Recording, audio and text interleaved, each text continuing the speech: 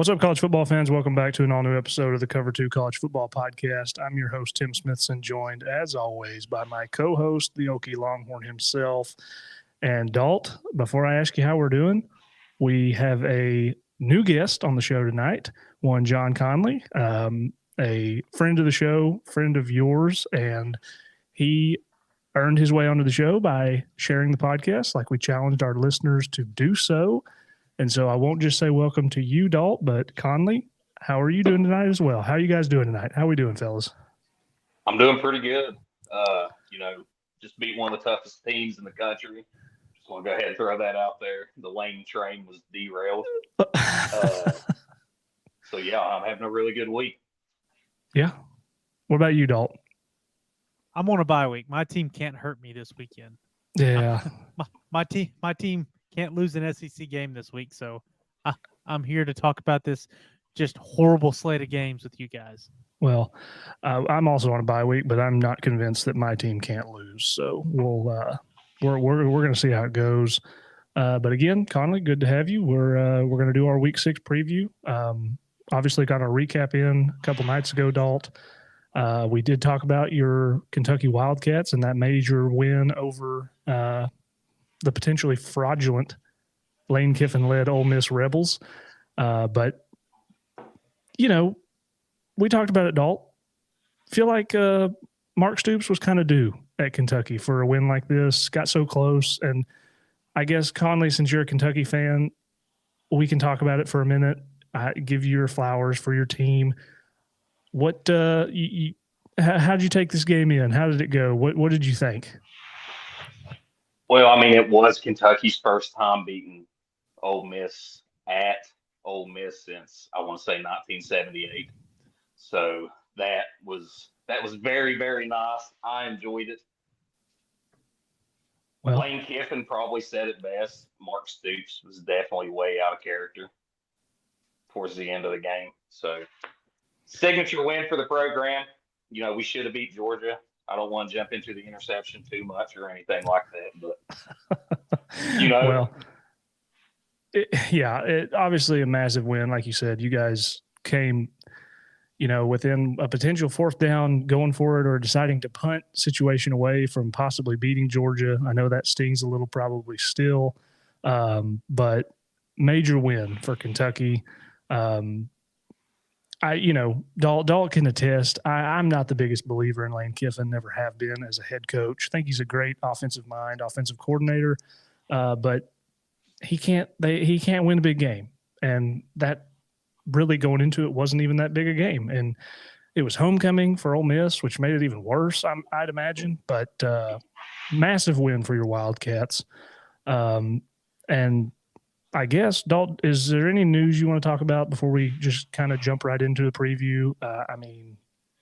It's kind of been a quiet week. We kind of touched on the UNLV Saluka situation, how we really don't know the full story behind that. He's saying that he was promised all this money.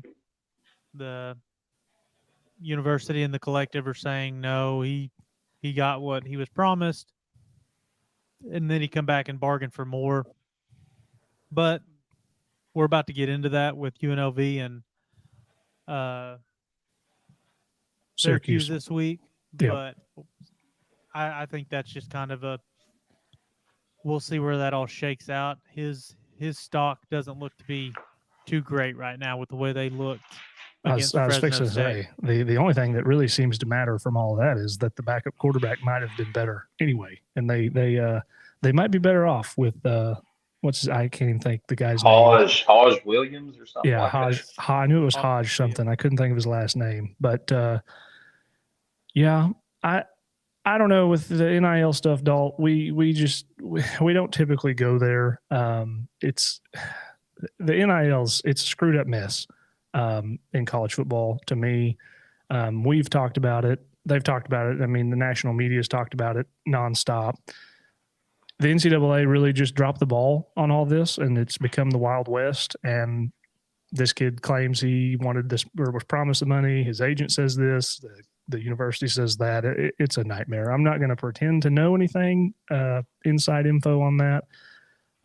but it's a situation for sure. And you're probably going to start seeing more of these kinds of situations with the NIL being the way that it is in college football.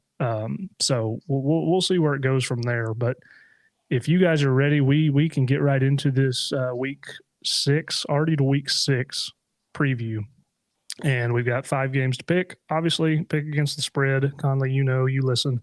We'll pick a super dog, bold predictions at the end of the show, all the good stuff. So we'll get right into it. Our first game we're going to pick is actually it's an unranked matchup, but it features one of our lovely teams that Dalt, you were on Rutgers last year, Dalton. You hadn't had much to say about them this year, but the Rutgers Scarlet Knights, they are 4-0 heading to Lincoln, Nebraska, Big Ten matchup, taking on the Cornhuskers who, they lost that game to Illinois, fell out of the top 25, but we still think this is a pretty good football team in year 2 of Matt Rule.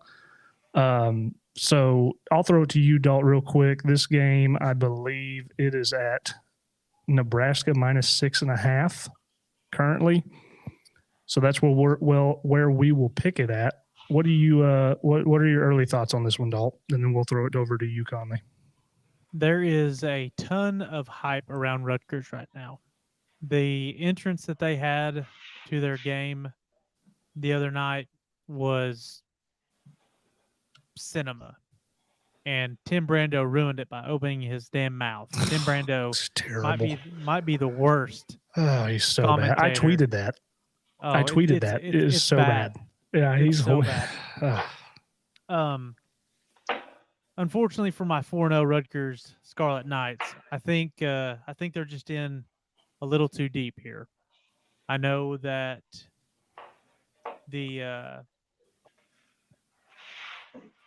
don't get me lying to his name about his last name. I'll butcher it. The kid that played at Minnesota last year transferred to Rutgers. The quarterback. He's been solid. Nothing just outstanding, but I just don't know that Rutgers is going to have what it takes to stop this offense that Nebraska has with the way Rayola's playing, and then Isaiah Nayer on the outside has been just he's down there somewhere, throw it guy. Yeah, for sure. But Rutgers is I think I picked the over on Rutgers this preseason. I thought there was a pretty good chance that they got to their over, and then beating Virginia Tech. I don't think either one of us had that on the bingo card, but I think that Nebraska's probably going to cover and win this, being a home game and just too much firepower for Rutgers. Yeah. What do you think, Conley? What do you think on this one? Well, I do like a Greg Schiano coach team. I mean, it feels like he's been at Rutgers now this is his second time back. Rutgers' best start in about 10 years, I think. Yeah. Nebraska does have a very explosive offense with the Patrick Mahomes Jr. clone, or however you want to call him. Their offense has been pretty explosive, but Rutgers at the same time, I mean, they haven't gave up a first quarter touchdown in 4 games. So I think if Rutgers can kind of set the tone and kind of make Nebraska play from behind a little bit, just kind of getting in there, and the kid, I can't think of his last name, Kyle, the running back. Menage. I'm looking at it right here, but I'm not even gonna. Yeah, between him and the quarterback, I would be. It's alphabet soup in the backfield for Rutgers. I mean, it's bad. But the running back's a top 5 running back in college football right now, I believe. He's averaging 140-some yards a game. So, I mean, I think if Rutgers' defense can come out and kind of set the tone and then let this running back and the quarterback kind of go to work. Quarterback's not playing bad. I think he's like 7-1. Offensive line for Rutgers only giving up about 4 sacks through these games. I think Rutgers can kind of, hammer down and walk in and get a dub. All right. So you like Rutgers plus 6.5 then? Yeah. I'm almost inclined to agree with you, Conley. Rutgers has a real identity. They play good defense. They run the football, like you said. Nebraska, as good as Rayola's been, they played that game against Illinois, and I mean they looked pretty good. You kind of felt like they were going to win that game, and they had multiple chances. It seemed like to kind of put the nail in the coffin, and then in overtime they looked horrible. They just went backwards. But if this one was at Rutgers, I'd probably feel a little bit better. I can't even believe I'm considering taking Rutgers at plus 6.5. But nobody cares about football in New Jersey, Tim. Remember? They don't. It's true. It's the birthplace of college football in New Jersey. Yeah, that's fair. I just think I got to go Nebraska at home. I think they're a little bit more talented athlete wise. So I'm going to lean Nebraska minus 6.5. I think they can at the very least win this game by a touchdown, which with me taking that pick probably means Rutgers is going to win by 3 scores. So Dalt, you like the Cornhuskers with me at minus 6.5. We'll give Conley the Scarlet Knights at plus 6.5. And yeah, that game is it the 5th? What is today? Yeah, so it's Saturday. It's a Saturday game. Yeah. Okay. Yeah. So we will move on to our first matchup featuring one ranked team. And we touched on them just a minute ago, Dalt. Syracuse, the Orange, they're heading to Las Vegas out to the desert to take on the UNLV Rebels, 25th ranked team in the country, off to a 4-0, I think 4-0, 5-0 start. You have the situation with the Sluka kid at quarterback, and now they bring in the backup who, like I mentioned, is probably the better option anyway. But UNLV comes in here as a 7-point home favorite. And I mean, I thought Syracuse, they'd look pretty good to start the year. Conley, I'll throw it to you first since I did Dalt first the last game. What do you think here? Well, Syracuse. Let me start off with UNLV. The Sluka kid. I mean, I don't want to dive into it, but whatever was promised and his NIL value, or however you want to put it, is definitely down after last week. Hodge, I can't think of his last name. But, Williams. Yeah, is it Williams? Okay. Mm-hmm. 3 touchdowns, over 100 on the ground. I mean, pretty solid. And I believe this is UNLV's first time being ranked in the top 25. Yeah, I think Kyle McCord has looked pretty good for Syracuse, but that offensive line is really, really shaky. He's been having to throw a lot from outside of the pocket and kind of play a little bit of brand of backyard football. And UNLV has the best turnover celebration in all of college football. I mean, you pull the slot machine. Yeah, that is awesome. So I really want to say UNLV keeps everything rolling, but I really do like McCord. Okay. But I think at the end of the day, UNLV, I'm going to have to go with them on this one. I mean, all right. Definitely taking it. UNLV -7. I'll lock that in for you. Okay, Dalt. What do you make of this one? Syracuse looks really good when Kyle McCord plays good. He goes, then the team goes. Against Stanford, Stanford did a really good job of showing him one thing and giving him another. And they caused him to turn it over a couple times. And if Stanford's able to do that, then something tells me UNLV is going to be able to do that, because I think UNLV is a better team than Stanford.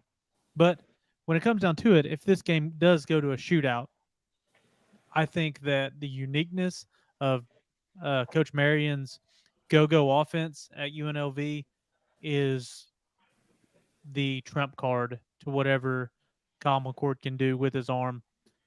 There's a ton of different ways that UNLV can hurt you, and Hodge Williams makes this offense go better than Sluka. ever could have imagined.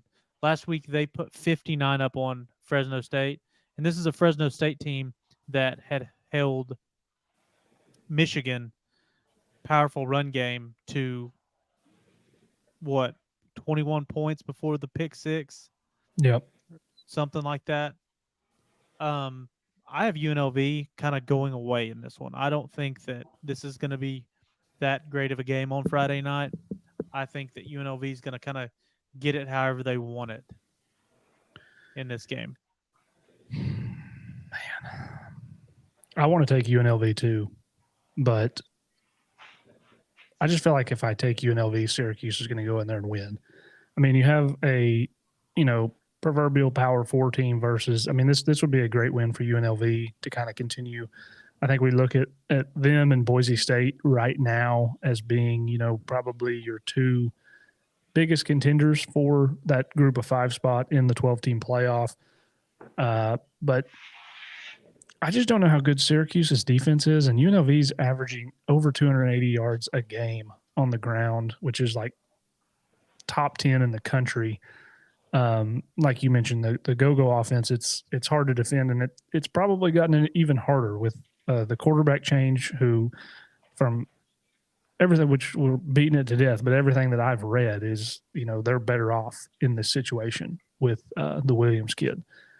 So it's at home. I'm not that that's I'm sure, great environment out there in Las Vegas. You talk about a place that people really don't care much about college football or sports in general, other than betting on them.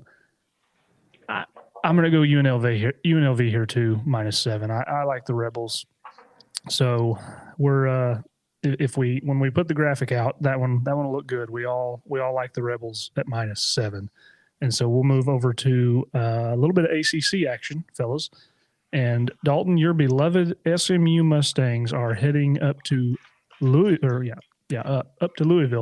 take on 22nd ranked Cardinals, my former team, who, coming off that loss to Notre Dame, close game, Louisville comes in here as a 7-point home favorite. And Dalt, I'll throw it to you here first. What are your initial thoughts on this one? Louisville let me down last week. They did. One of me and Conley's Xbox friends in Derek Carroll. These are his beloved Louisville Cardinals. SMU's kind of figured it out. They looked really, really good last week against what is a terrible Florida State team.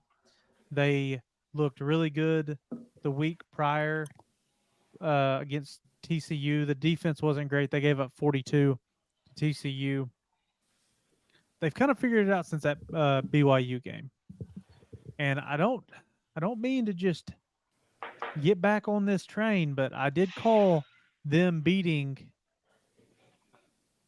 Florida State early in the year, and I said that this would be their last test. I said it. I said this would be their last test. Everybody called me a madman, but I want you to do it with me, Conley. I want you to do it with me because you want to. Well, I know Conley's not taking Louisville. I can't do that. SMU. I can't. L's down.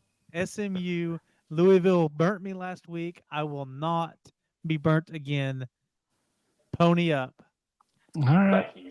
Thank you for that. That really does warm my heart, because I was really excited to talk about this game because I hate Louisville with a passion. I don't even think they should be a city in Kentucky. All right. I mean, to be honest with you, Louisville should have beat Notre Dame last week. They had more yards than Notre Dame. They were flagged way too many times. I mean, well, they were 1 for 5 on 4th down, so that's essentially 4 turnovers. Yeah, but with Louisville, and I hate to give them any credit, I really do. But there were 2 transfers with Ja'Cory Brooks, which I think Alabama, maybe, yeah. Ja'Cory Brooks came in, and of course Tyler Shue. They've been playing really good football. I mean, I hate saying that. Like, it really does make me want to puke. But SMU's defense is really good. I think they I think they're top 5 in the nation, if not top 3. They got 14 takeaways. So the last time I think that Louisville and SMU played, I think they played twice in 40 years actually, and SMU's outscored them like 63-13 in both games. So I'm gonna have to take SMU here too. I hope you're listening, Derek. I hope you're listening. Well, Derek, for your sake, if you are listening, I will be your I will be your representation here on the pod tonight. Give me the Cardinals -7. I think SMU has issues. This is a team that, while you want to claim they've figured things out, Dalt, just because of a win over a pathetic Florida State team, I'm not buying that.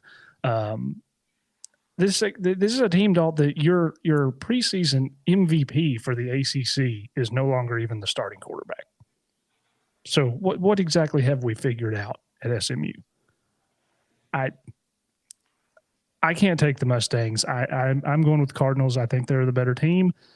I think they're better at quarterback. The Brooks kid, he's really good. I like the Cardinals here at -7, and with it being at home makes a big difference. Again, not that Louisville's some just awful place to play, but I like the Cardinals here -7, and we will go ahead and move on. Let's see here. What is our next game? Heading over to the SEC, fellas.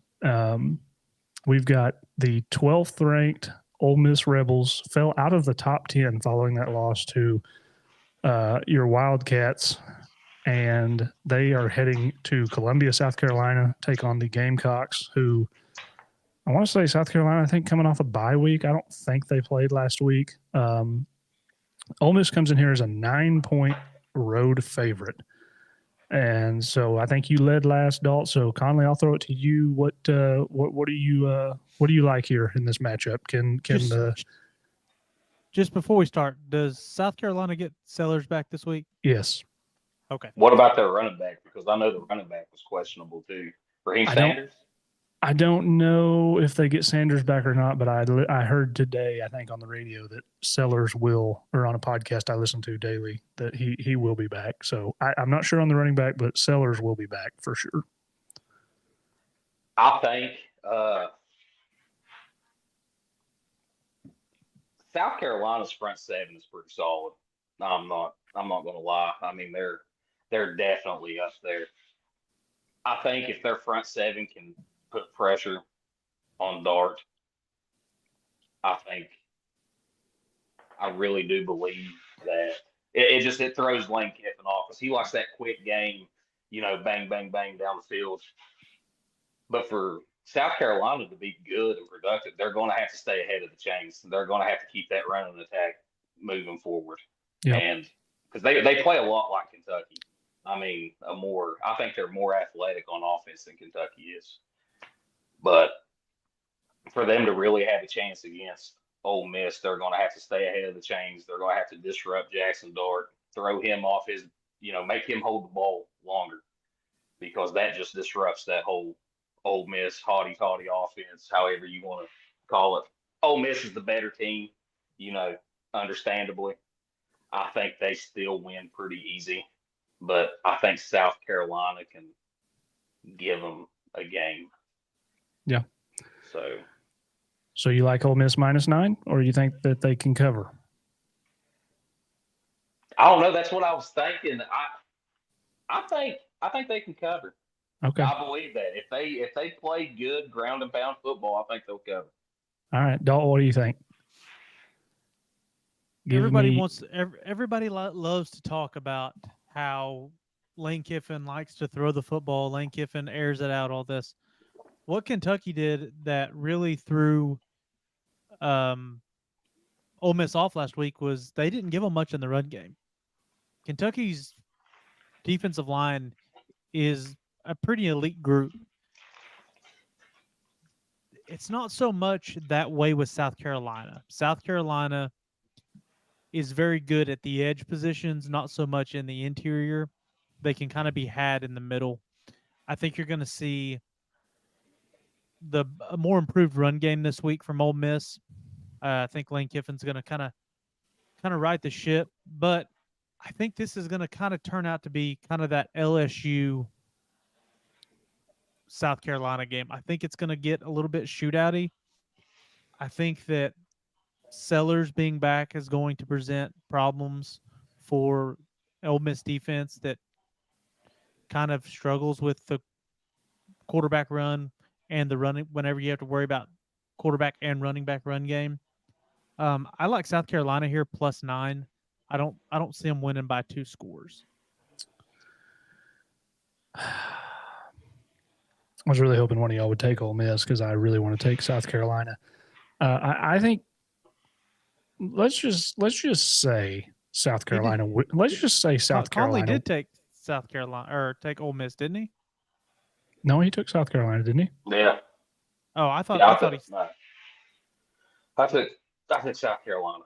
Yeah. Okay. If South Carolina pulls this game off, is Lane Kiffin gone to Florida? Yeah. I mean, you would think, because this would be back-to-back losses against unranked teams, and I think South Carolina can give Ole Miss a lot of the same issues. I tend to agree with you. I don't think the defensive line is not as good as Kentucky's across the board, but the ability to rush the passer is there. So you saw Dart, for an experienced player like he is against Kentucky, he looked lost. I mean, he looked just totally out of sorts, uncomfortable. And I mean, I don't know that South Carolina is built to win the way Kentucky won that game against Ole Miss. So I don't really see that being the way it goes. I would tend to agree with you, Dalt, that it could kind of turn into a shootout if you get, Sellers. And if Sanders plays the running back, I think South Carolina could have some success against this Ole Miss defense that a lot of people thought was going to be great, but hasn't just been stellar by any means. I mean, they've not played anybody. I mean, even against Kentucky, as good as Kentucky's defense is, Conley, the offense is, it's hit and miss. It's not elite. It gets bad at times. It can be good, but it's not elite. And it's an interesting spot for Ole Miss. I think you're going to learn a lot about how good they really are here, because I don't think South Carolina is great by any means, but I think they could challenge this game. And had Ole Miss snuck it out against Kentucky, I would probably like South Carolina a little bit more in this game. But oh man, I think it's a bounce back game. I'm gonna go Ole Miss -9. I think they win by 10. I think they cover. I think they win by 10, maybe a late score or field goal to make it a 10-point game. So I'm going to take the Rebels at -10. I'm sure you can't believe I'm doing that, Dalt, picking Lane Kiffin, but I'm going to do it. So with that, we'll get to our final game that we're going to pick tonight, fellas. This is, I guess, our game of the week. It's the only top 25 versus top 25 matchup, and it is staying in the SEC. And I don't even know if I need to talk about this game, Dalt, because you know where I'm going. But number 9 Missouri heading on the road down to College Station to take on the 25th ranked Texas A&M Aggies. Texas A&M comes in here as a 2-point home favorite. So it's about as close to a pick 'em as you're going to get, really, for the most part. What do you think here, Dalt? We got a top 25 matchup in the SEC. What do you think? What is Missouri?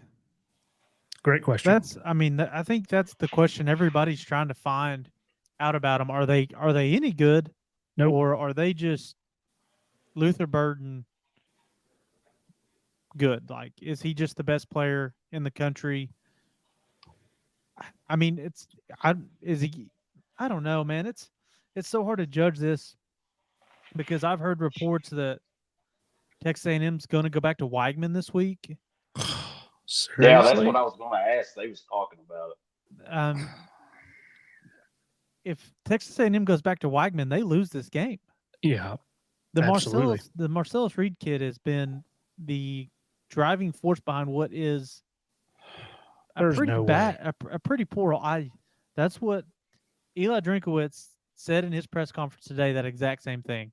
He said they put Connor Weigman down as the starter, and that is just a complete load of shit, is basically what he said. He said that they're going to start the Reed kid. He's more dynamic, this and that. I don't know what piece of information that Weigman has over Elko. Texas Elko or whoever, but it's not good. If you're looking at starting that guy again, can Texas A&M run the football and control this game? They were kind of in a little bit of a fist fight with Arkansas, and they play a lot of man coverage with single high safety because Elko believes in putting a guy on an island and his guy to go win. There's a problem with that. This might be you don't want to do that here. This might be the toughest receiver you're going to face all year with how your schedule is in one-on-one situations. Luther Burden is a man-child in jump ball situations and just making somebody miss and taking one to the house. I like Missouri here -2. +2. They're not favorites? No, A&M's home favorite. Yeah. Oh, yeah, +2 all day. I think that Missouri's probably going to win this game outright. I think that Luther Burden's just going to be too much. What do you think, Conley? A lot of it comes down to Texas A&M and their quarterback situation. I mean, the Reed kid, he's more your dual threat. I mean, he's only completing. I'm sorry about that. About 55% of his passes. But I mean, he's pretty good on the ground too. The duality as a quarterback really makes it like night and day difference between who you're going to have. Missouri kind of, I'm with you all. I don't know what Missouri is. They're just like paper good, maybe. Luther Burden. I mean, Cook's playing pretty solid. So I don't know. It's really hard because like I don't trust Texas A&M because for whatever reason they're Texas A&M. I mean, they're ranked what 24th, 25th. Oh, okay. Yeah, right on the fringe. So like I mean, on paper it looks like a good matchup, both teams, but the quarterback situation is definitely one to monitor in this whole game. I think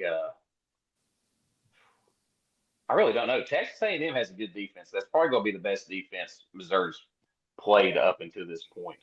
Mm-hmm. So I don't know. I mean, it's a toss-up, but I don't trust Texas A&M. I'm going to have to go with Missouri. Fair enough. Tim loves that. Tim loves that we both went Missouri +2. He loves that. That way he can just come in and he just comes in and just wants to shit on Missouri. I've got to get back on the winning side of things, and for that reason, I am also going to take Missouri here +2. I will openly say I'm going to be honest with y'all. I don't care for either of these two teams, either of these fan bases. I think both of them are filled and riddled with delusion. Texas A&M, as many have claimed, that there's weird going-ons down there at College Station. Dal, you know that full and well, being a Texas fan. Missouri, their fans and players, team, they seem to live in this reality that they have been relevant in college football and really never have. But A&M, they just haven't looked great the last couple of weeks. I mean, I know you look at Bowling Green, they kind of took Penn State to the wire, but they also took A&M kind of to the wire. A&M beat them 26-20 at home. They also got beat by Old Dominion last week. Yeah, so take that for what it's worth. That Arkansas game a week ago at Jerry World was pretty gross to watch. I agree with you, Conley. A&M's just there's too much unknown. A lot of potential, really good defense, really good defensive front seven that I think can give Missouri some issues. But you're absolutely right, Dalton, when you talk about man coverage. If they think that's going to fly with Luther Burden, good luck. because he's really good. He's one of the best, if not the best, wide receivers in the country. So, as much as I would love to see Missouri get beat to derail that situation, it may be worse seeing Texas A&M win because that would just inflate that. I wish is there a choice for both to lose? Is that possible? Because that's probably would be where I would go. This isn't soccer. We can't tie. But here's my thing. If Texas A&M figures it out and finds a way to win this game, there is a really good chance that they're 10-1 going into that game against Texas at the end of the year. That's what you need, isn't it? I don't think we need anything. We're probably going to be 11-0 going into that game. Here we go. Whoa. We're probably gonna beat the shit out of both your two fraudulent asses. Hey, easy. Whenever the Wildcats come down there, just be ready. I already told you. And Conley, I don't know if you heard it or not, but I predicted Texas to get beat by Kentucky in the preseason, the SEC preview. So you're welcome.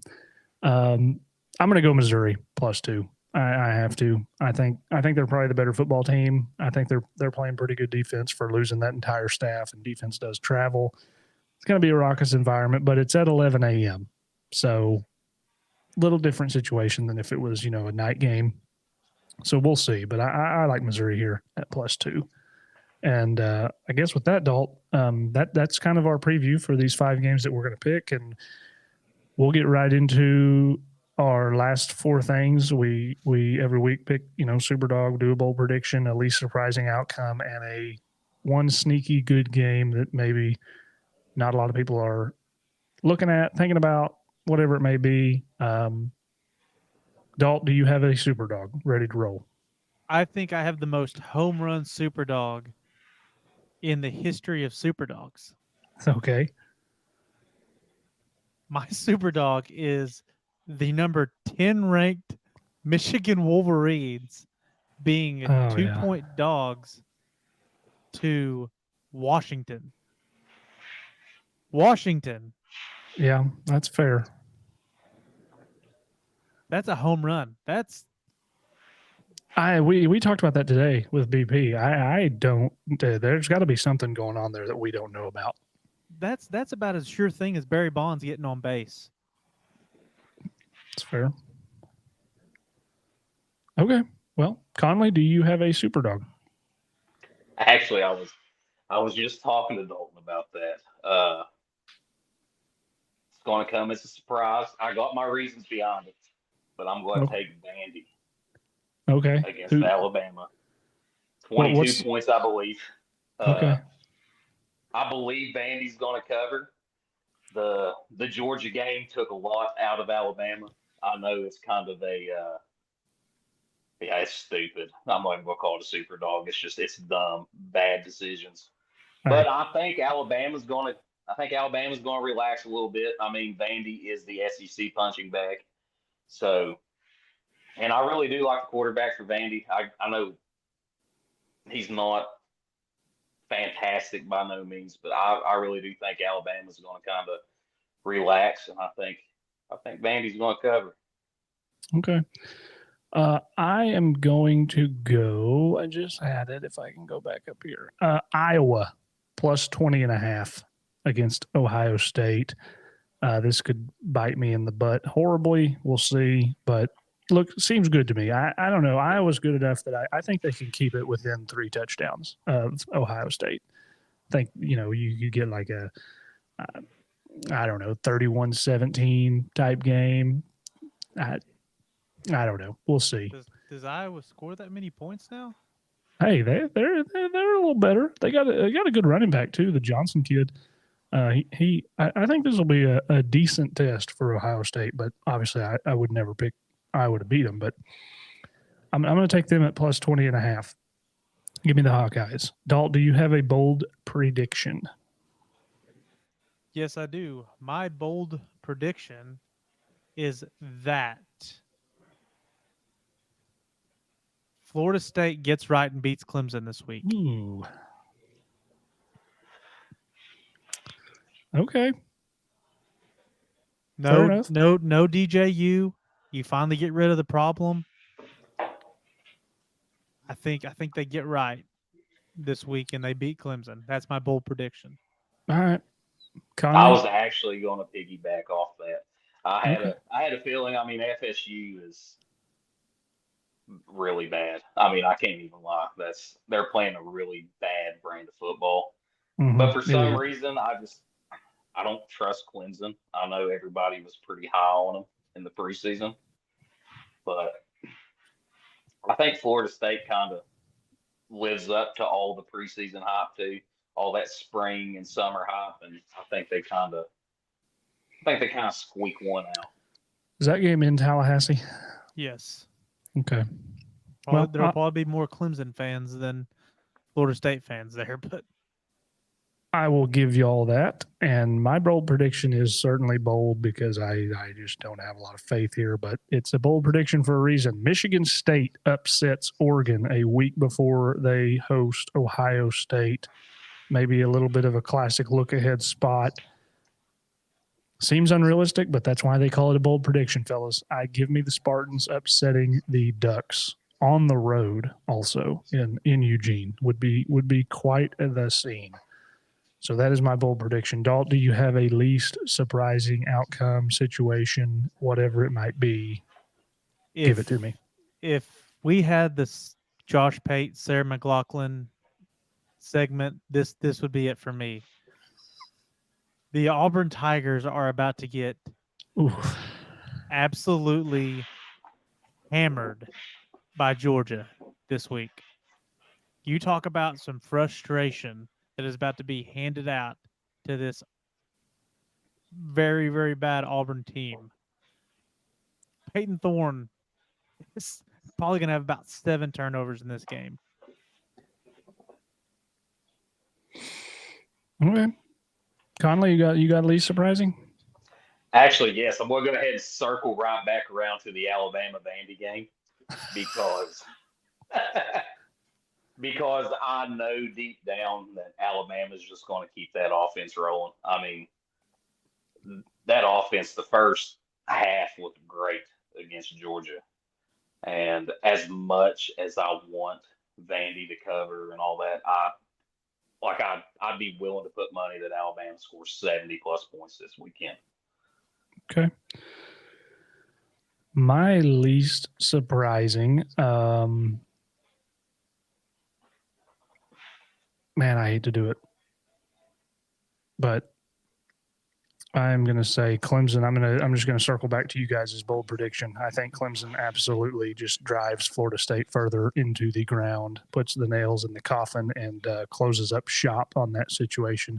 You've got the DJ, you, and Brock Glenn have now been listed as oars on the depth chart, so we don't even know who's starting at quarterback for Florida State on Saturday. Well, DJ's getting his hand looked at for surgery. Right. Like he's done. If they play Brock Glenn, you guys' bold prediction, there's zero chance of that happening because he is horrendous. I mean, absolutely terrible. What's BP's favorite saying about guys? Yeah. They're going to need a lot of that, Dalt. Yeah. So my least surprising is Clemson beating Florida State like a drum.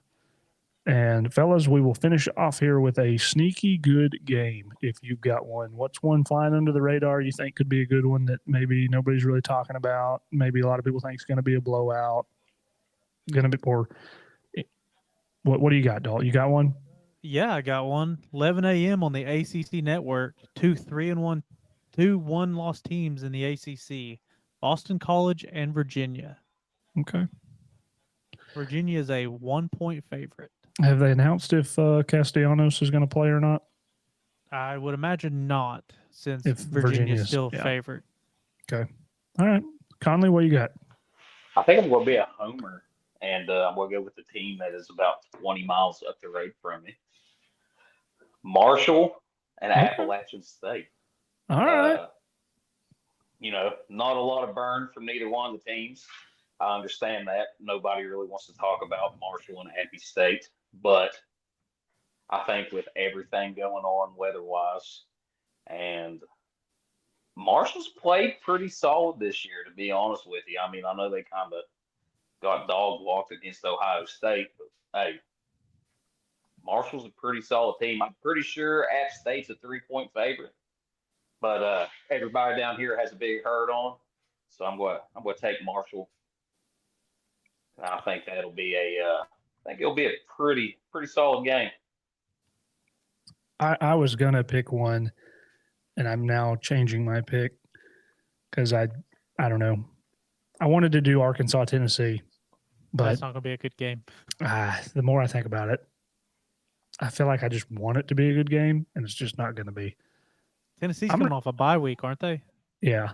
Yeah. I'm going to go with one over in the Big 12, fellas. Little Big 12 after dark here. Now, I'm telling you, if you want to see some points, tune in to Fox at 10 o'clock Central Time to check out the Texas Tech Red Raiders versus the Arizona Wildcats. The final score of this one might be 77-70 because neither one of these teams really play much defense. Arizona coming off a big win against Utah.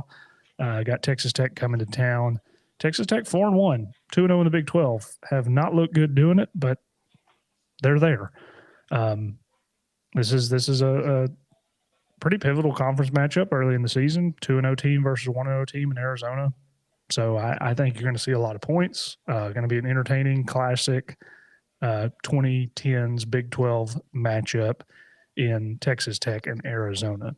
So that is my sneaky good game of the week. And so real quick, fellas, we're kind of towards the end here. We'll recap our picks going back to these 5 games. Rutgers at Nebraska. Dalt, me and you like Nebraska minus 6.5. Conley, you took the Scarlet Knights plus 6.5. Syracuse at UNLV. We all took UNLV minus 7, I believe. Is that correct? Yes. Yeah. And SMU at Louisville, you guys both took SMU plus 7. I'm taking the Cardinals minus 7. And then over in the SEC, we've got Ole Miss at South Carolina. You guys both took South Carolina here, plus 9, correct? I took Ole Miss minus 9. And then Missouri at Texas A&M, we all three took the Missouri Tigers at plus 2. Not going to recap those last 4 things we picked because that's just, it's a lot. So with that, that's a week 6 preview. We got through adult. Conley, just want to say we appreciate you coming on. We appreciate you sharing the show like we asked our listeners to do. We made that promise to our listeners. I think we got one other person to get to as far as getting them on the show. But we appreciate you coming on tonight, man. Hope you enjoyed it, and maybe we can get you on. Maybe the week of that Kentucky-Texas game, we can have you back on here. You and Dalt can go at each other. But we appreciate you coming on, man. I appreciate it, guys. I really do. It was fun. I just want to say go Cats. And whenever you're crying in Austin later this year because Brock Vandagriff throws for about 450, ooh, I don't want to hear it. So Yeah, but I do appreciate it. It's a great show, guys. I enjoy listening to it. All right. Well, we appreciate you coming on. And Dalt, if you don't have anything else, we will get to this week 6. What is not exactly going to be a great slate, but that's when you always get surprised, and we'll have some great games, I'm sure. So with that, we will see you guys back here for a recap episode next weekend. And Dalt, we're out. don't forget to cover the flats.